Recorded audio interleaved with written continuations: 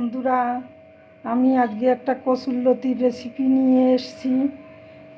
প্রথম কচুরলতি নিয়েছি, আলু নিয়েছি, পেঁয়াজ কুচো নিয়েছি, কাঁচা লঙ্কা নিয়েছি, টমেটো নিয়েছি, রসুন নিয়েছি, আর হচ্ছে গিয়ে নুন নিয়েছি, ধনে জিরের গুঁড়ো নিয়েছি, আর হচ্ছে হলুদ নিয়েছি। এই রেসিপিটা দেখুন আমি কেমন করে রান্না করি।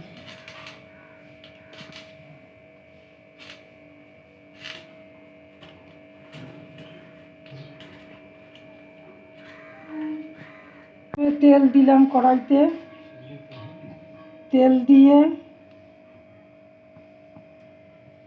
পেঁয়াজটা দেব।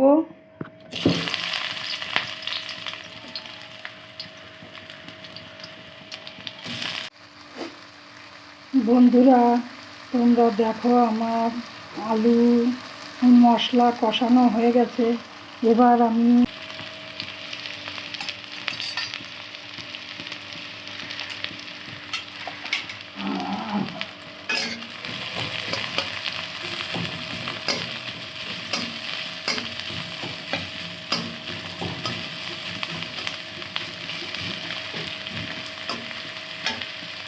পেঁয়াজটা নেড়ে চেড়ে ভেজে নিয়ে তারপরে দেবো হচ্ছে টমেটো,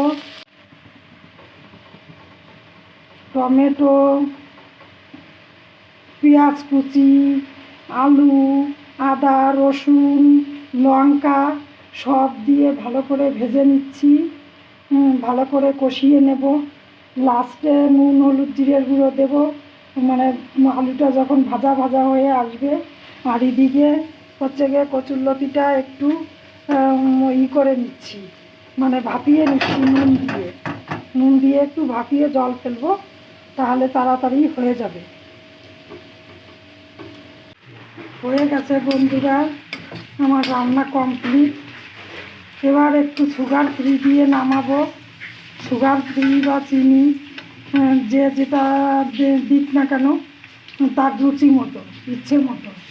আমি একটু স্লাইড দেব। আমি নামিয়ে নিয়েছি, সব কমপ্লিট হয়ে গেছে। এরকম হয়েছে দেখো।